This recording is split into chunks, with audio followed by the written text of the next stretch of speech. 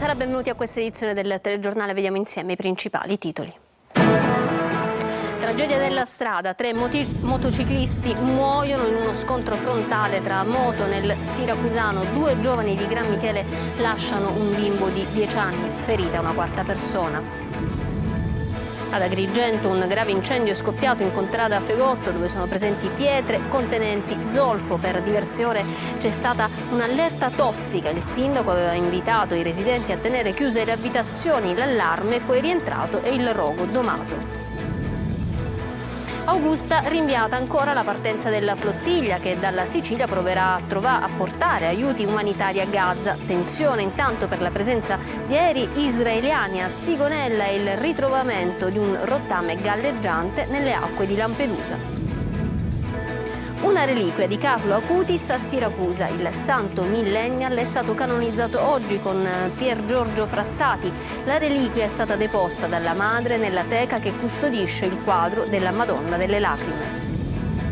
Anche Taormina festeggia i 100 anni dalla nascita di Camilleri, un compleanno celebrato con un docufilm ricco di aneddoti esilaranti della sua vita, raccontati da amici, colleghi, scrittori e attori. Grande commozione per la morte del piccolo Joshua, 13enne tifosissimo del Palermo, colpito da una grave malattia. Anche i supporter del Catania hanno voluto rendere omaggio al piccolo ultra.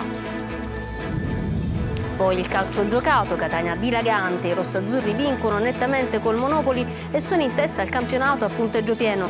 Con 11 gol fatti e 0 subiti in Serie C vince anche il Trapani. La Serie B è ferma per la sosta delle nazionali. In casa Palermo si pensa al match di domenica, Bolzano contro il Sud Tirol. Il DS Osti fa il bilancio del mercato, centrati tutti gli obiettivi.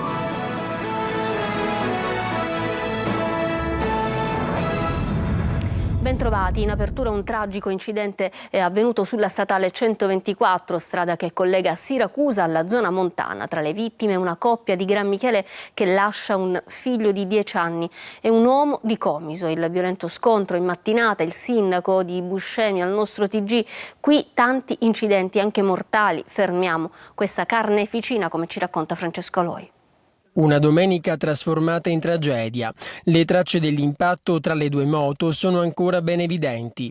3 le vittime, Nunzio Parisi e Giuliana Briguglio, di 33 e 39 anni, che lasciano un figlio di appena 10 anni, e un 40enne di Comiso, nel Ragusano. L'impatto fatale verso le 9 del mattino sulla statale 124, la strada che collega Siracusa alla zona montana. Secondo una prima ricostruzione dei carabinieri, sarebbe stata la moto che viaggiava in direzione Buccheri ad invadere la corsia opposta, prendendo in pieno i 2 originari di Gran Michele nel Catanese. Di certo c'è che da queste parti si corre troppo. La 124 sta diventando la strada della morte. Da più di 20 anni noi registriamo decine di incidenti da parte di motociclisti più o meno sconsiderati che ogni sabato ed ogni domenica attraversano il nostro territorio. È giunta l'ora di dire basta, è giunta l'ora di fermare questa carneficina. Per questo il comune di Buscemi, competente per territorio, si sta attivando. Su questa arteria, ribattezzata Strada della Morte, servono gli autovelox. E intanto l'elenco delle vittime della strada, qui come in altre zone della Sicilia, si allunga sempre più. Ad Agrigento, nella popolosa frazione del villaggio Mosè, un incendio ha bruciato pietrame con residui di zolfo, creando una nube tossica. Il sindaco invita i residenti a tenere chiuse finestre e persiane. Grazie ai vigili del fuoco la situazione è poi tornata alla normalità. Ma vediamo com'è andata con Davide Sardo. Paura al villaggio Mosè in contrada Fegotto. Quello che sembrava un normale incendio di sterpaglie si è rapidamente trasformato in un rogo molto più pericoloso. A bruciare non era solo la vegetazione, ma anche pietrame contenente residui di zolfo. Il risultato è stata una densa nube tossica che ha avvolto l'intera zona, creando preoccupazione tra i residenti. Il sindaco di Agrigento, Francesco Micciche, ha immediatamente invitato la popolazione a tenere chiuse finestre e persiane fino al termine dell'operazione collaborazione dei Vigili del Fuoco per garantire la sicurezza di tutti. Sul posto i pompieri hanno lavorato senza sosta. Per spegnere il rogo è stato necessario ricoprire le pietre con sabbia, una procedura lenta ma fondamentale. La situazione ha generato non pochi disagi e tanta apprensione per l'impatto ambientale nella popolosa area della città. Fortunatamente, grazie al tempestivo intervento dei Vigili del Fuoco, dell'ARPA e del personale addetto, l'area è stata completamente ripristinata. Il sindaco Micichè ha confermato che la situazione è tornata alla normalità e i residenti possono finalmente respirare senza preoccupazioni. Slitta ancora la partenza della flottiglia che dalla Sicilia proverà a portare aiuti umanitari a Gaza. Suscitano tensioni la presenza di aerei israeliani a Sigonella e il ritrovamento di parti di un rottame nelle acque di Lampedusa. Luca Ciliberti. Proseguono i preparativi per la partenza della missione Global Sumud Flottiglia. Una quarantina di imbarcazioni si radunerà nel porto di Augusta, nel Siracusano. La partenza per portare gli aiuti umanitari ai palestinesi di Gaza è prevista tra il 10 e l'11 settembre. Gli equipaggi preparano attivisti, volontari, associazioni e parlamentari che saliranno a bordo per affrontare non solo la navigazione, ma anche i casi estremi di blocchi navali imposti da Israele. La Global Sumud Flottiglia è la più grande iniziativa indipendente per portare gli aiuti umanitari ai civili nella striscia di Gaza, con decine di barche a vela già partite nei giorni scorsi da Genova, Spagna, Tunisia e poi più avanti dalla Grecia. Occorre che i beni di prima necessità raccolti dai volontari in maniera così straordinaria arrivino a Gaza. Siamo qui per proteggere questa missione con il nostro ruolo istituzionale, ma chiediamo che il governo italiano faccia la sua parte, come ha fatto Sanchez dalla Spagna. La tensione è palpabile. Nelle ultime ore 3 aerei israeliani hanno sorvolato la Sicilia e sono atterrati nella base militare di Sigonella. Il timore è che siano venuti a spiare la Global Sumud Flottiglia. Lo Stato Maggiore della Difesa, che ha ricostruito l'episodio, parla invece di attività addestrativa nel pieno rispetto degli accordi internazionali. Sempre in queste ore è stato individuato nelle acque di Lampedusa una grossa porzione di un oggetto militare a forma di ogiva che riporta su un lato una scrittura in ebraico. Si tratterebbe di una parte del nuovo Ofek 19, un satellite di osservazione SAR altamente avanzato e lanciato da Israele nei giorni scorsi con lo scopo di migliorare le capacità di intelligence spaziale delle forze di difesa israeliane. E il sindaco di Lampedusa smentisce gli allarmi sul relitto di cui avete appena sentito. Nessun ordigno né materiale pericoloso. Si tratterebbe di un serbatoio di carburante per aerei. Mannino condanna le dichiarazioni allarmistiche della senatrice Bevilacqua e chiede rispetto per l'isola. A proposito di isole, di Lampedusa è stata una domenica di sbarchi sulle coste siciliane. Nel Siracusano un gruppo di 17 migranti è sbarcato stamane con una piccola imbarcazione nella spiaggia del Gelsomino ad Avola. La nave Aurora di Sea-Watch invece ha soccorso 75 persone che sono state condotte a Pozzallo nel Ragusano.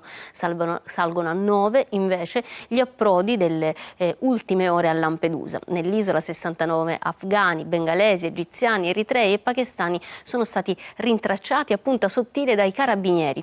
I militari della Guardia di Finanza hanno invece bloccato a Calapisana un gruppo di 33 bengalesi ed egiziani, fra cui 15 minorenni. Andiamo a Siracusa, una reliquia di Carlo Acutis, da oggi santo, con Pier Giorgio Frassati, deposta dalla madre nella teca che custodisce il quadretto della Madonna delle Lacrime. Vediamo. Due immagini, due giovani, due vite, tutti e due hanno coltivato l'amore per Dio e per i fratelli, attraverso mezzi semplici, alla portata di tutti. La Santa Messa quotidiana, la preghiera, specialmente l'adorazione eucaristica. Carlo diceva: davanti al sole ci si abbronza, davanti all'Eucaristia si diventa santi. Preoccuparsi di più della bellezza dell'anima piuttosto che di quella del corpo, diceva Carlo Acutis, che vedeva nell'Eucaristia l'autostrada per arrivare al cielo. Un ragazzo che recitava ogni giorno il rosario, ne andava fiero ed era devoto a Maria. E proprio nella teca che custodisce il quadretto della Madonna delle Lacrime a Siracusa c'è questa piccola reliquia, donata appena qualche giorno fa da mamma Antonia. Carlo, quando doveva chiedere una grazia al Signore, lo chiedeva attraverso il cuore immacolato di Maria e la Madonna delle Lacrime. Carlo ha curato 2 mostre che sono anche scaricabili da internet, una mostra sui miracoli mariani, e c'è anche il Santuario della Madonna delle Lacrime, e una mostra eucaristica che molto spesso le parrocchie ci chiedono e che noi doniamo. Pier Giorgio e Carlo, 2 esempi di vita, 2 modelli da seguire, soprattutto dai giovani. E la stagione balneare volge quasi al termine. A Catania gli stabilimenti si avviano a chiudere i battenti già da oggi, mentre nel Ragusano si va avanti ancora per un'altra settimana. Veronica Barbarino. Tutti al mare anche in questa bella domenica di fine estate. Ma dove? Mentre si parla tanto di destagionalizzazione, a Catania e Lidi si avviano a chiudere i battenti proprio oggi, data scelta come fine degli abbonamenti stagionali. Alcune strutture però continueranno comunque a garantire i servizi di spiaggia, così da prolungare un po' la permanenza sul litorale. Una parte degli stabilimenti balneari, una piccola parte, rimarrà ad erogare servizi, ma non sono tanti, perché insomma è diminuita la richiesta, quindi ci sono quelli che colmano quella domanda, e immagino che per altre 2 settimane, forse anche 3, rimarranno aperte. Diversa la situazione lungo la costa ragusana, dove molti stabilimenti hanno scelto di prolungare fino a metà settembre la stagione balneare. Noi saremo operativi fino al 15 settembre e continueremo a dare i nostri servizi dalla colazione al pranzo ai lettini in spiaggia, e faremo di tutto appunto per fare godere ai nostri clienti gli ultimi scampoli di questa bellissima estate. Un'estate che lascia comunque alle spalle numeri positivi e la conferma del mare siciliano come protagonista indiscusso delle vacanze. Rimaniamo al mare, a Catania, alla Playa, dove si è svolto un corso di autodifesa personale rivolto alle donne per imparare a difendersi nelle varie situazioni di pericolo. Ce lo racconta Emanuela Corsi. I casi di violenza fisica e sessuale ai danni delle donne sono in aumento. L'ultimo solo pochi giorni fa, a Catania, dove 2 turiste sono state stuprate da 3 giovani immigrati. Non solo abusi sessuali, ma anche scippi, rapine e aggressioni di vario tipo sono all'ordine del giorno. Per una donna, quindi, è importante sapersi difendere di fronte alle diverse situazioni di pericolo. E questo è il messaggio lanciato dai maestri di karate Emanuele Bruno e Stefano Maniscalco, che alla Playa di Catania hanno tenuto un seminario teorico-pratico di difesa personale femminile, intitolato Donna Forte, promosso dal Comitato Provinciale ASI. Questa è la 5ª tappa, sono dei corsi itineranti per tutta l'Italia, per tutte le donne, totalmente gratuito. Un evento che ha visto la partecipazione di numerose donne. È un'opportunità per tutte noi, donne ma anche uomini, perché comunque si parla spesso della violenza sulle donne, ma comunque c'è anche la violenza sugli uomini. È un modo come un altro per potersi difendere, non solo appunto noi donne, ma da un'aggressione che può capitare in un ambiente di lavoro così come in strada. Se ci aggrediscono, la prima cosa che dobbiamo fare non è gridare aiuto, ma iniziare ad aiutarci da sole. Quindi fare qualcosa, non avere per forza paura e aspettare che qualcuno ci venga a salvare. In un momento storico nel quale sono innumerevoli purtroppo gli episodi di violenza femminile, i corsi di autodifesa rappresentano un modo per incoraggiare le donne a sentirsi più sicure e a difendersi di fronte ad un'aggressione. Spettacolo a Taormina ieri sera, la festa di compleanno di Andrea Camilleri, lo scrittore che avrebbe compiuto 100 anni, raccontato da chi lo conosceva bene attraverso un docufilm. Francesco Tirolo.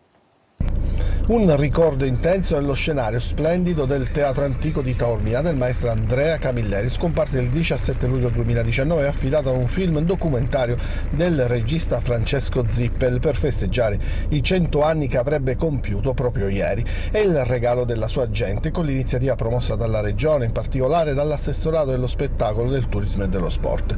Il docufilm è una sorta di grande dizionario che racchiude tutto Camilleri attraverso la voce del maestro, con la sua incredibile carica di umanità, di alcuni dei suoi tanti allievi, attori e registi, scrittori, e delle nipoti Alessandra e Arianna Mortelliti, per perdersi e ritrovarsi nell'universo di Camilleri. Tanti gli aneddoti esilaranti della sua vita, raccontati da chi l'ha vissuto da vicino. Per uno scrittore diventato icona della letteratura italiana e siciliana in tutta Europa, patrimonio vivo della nostra cultura, come ha ricordato il presidente del Comitato Nazionale Camilleri 100, Felice Laudadio. Camilleri è lo scrittore, ha detto, più tradotto nel mondo dopo Dante Alighieri, e le sue celebrazioni si stanno svolgendo in tutta Italia, in 18 paesi europei con 18 capitali scelte dal Ministero degli Affari Esteri. Una maraviglia, ha concluso Olivia Sellerio, perché c'era una volta e c'è sempre Andrea Camilleri. Grande commozione per la morte del piccolo Joshua, 13enne tifosissimo del Palermo, colpito da una grave malattia. Anche i tifosi del Catania hanno voluto rendere omaggio al piccolo ultra. Marco Gulla. Pianti, lacrime ed emozione. Palermo piange la scomparsa di Joshua, il tifoso 13enne del quartiere Ciaculli che ha lottato fino all'ultimo contro una malattia che purtroppo non gli ha lasciato scampo. Per i suoi funerali i tifosi del Palermo gli hanno dedicato cori e striscioni.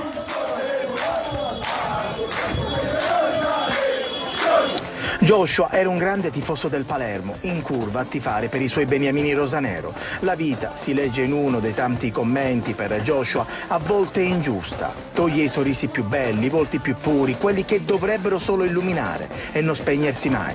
Joshua ha lottato, ha provato a sconfiggere una malattia che però non gli ha dato scampo. A ricordare Joshua anche i tifosi del Catania che in occasione della sfida di ieri contro il Monopoli hanno esposto uno striscione e poi un lungo applauso per rendere omaggio al piccolo tifoso. Non c'è rivalità davanti alla morte. Addio Joshua, grande tifoso rosanero. Ci fermiamo per una breve pausa, tra poco lo sport e il calcio, quello giocato.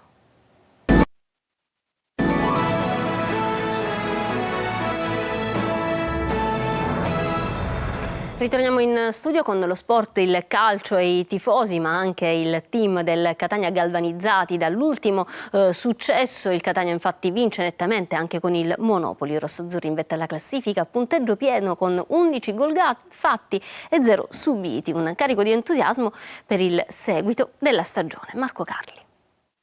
Non è solo questione di numeri ma di atteggiamento, lo dicono spesso gli allenatori quando si riferiscono ai sistemi di gioco, un'affermazione che si potrebbe mutuare parlando del Catania attuale. I numeri, 3 vittorie in 3 gare, la testa della classifica, 11 gol fatti e 0 subiti, e l'atteggiamento, i duelli in campo.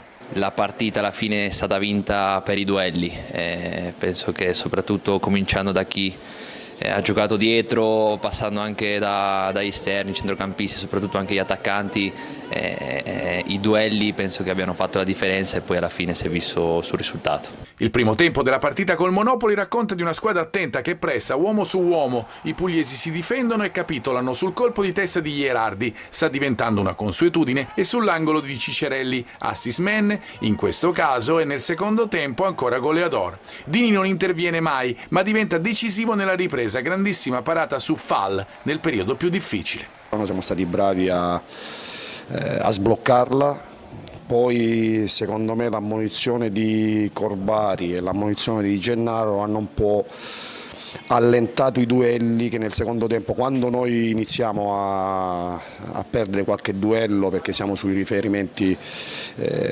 a tutto campo, le squadre ti giocano a campo aperto e dà l'impressione di soffrire. Poi il tecnico azzecca le mosse, entrano Lunetta e D'Ausilio che diventano decisivi. Il primo si conquista il rigore, poi battuto da Ciccerelli per il 2-0. Il secondo sforna l'assist per il gol di Aloi, preciso nella sua conclusione nell'angolino, 3-0. E poi tocca ancora a Lunetta sfruttare la grande sgroppata di Casasola per il poker. Gran tiro all'incrocio. Il Catania di questo avvio di campionato è dilagante. Il Trapani vince in trasferta battendo il Sorrento per 2-1, reti di Grandolfo e Canotto per i Granata. Sentiamo Franco Cammarasana. Trapani Corsaro nella trasferta di Potenza dove ha incontrato il Sorrento, ma non è stata partita facile.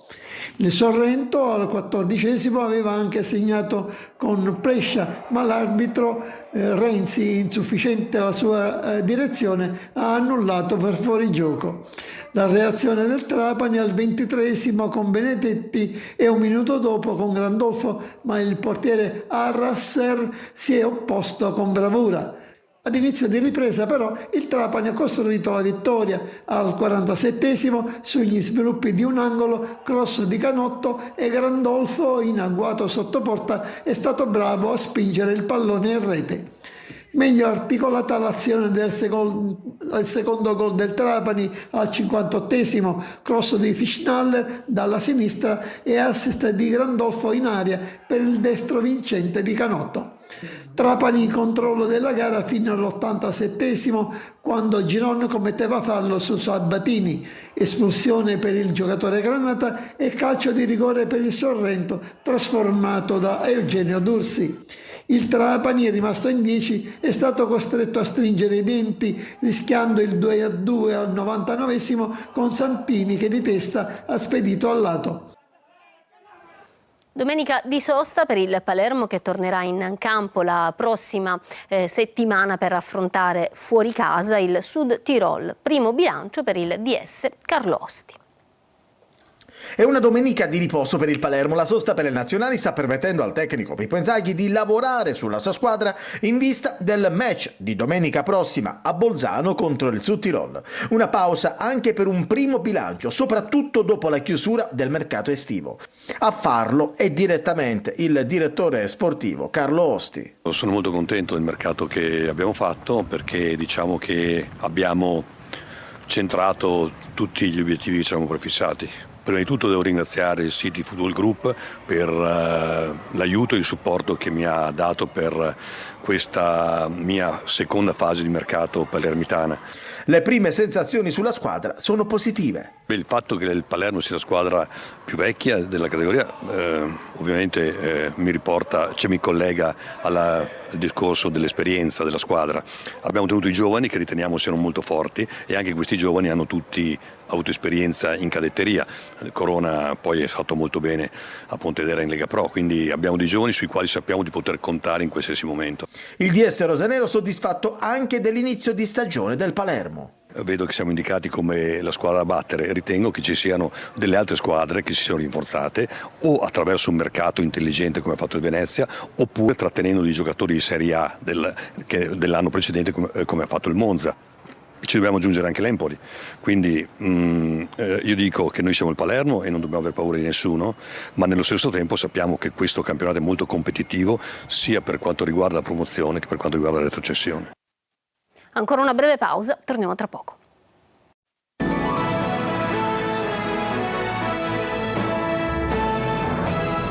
Ritorniamo in studio, c'è stato un grave incidente questa mattina durante la cronoscalata della Monte Eri. C'è un pilota originario di Sciacca nell'Agrigentino, dopo aver perso il controllo della sua 500 si è schiantato contro le barriere di protezione, le sue condizioni sono serie.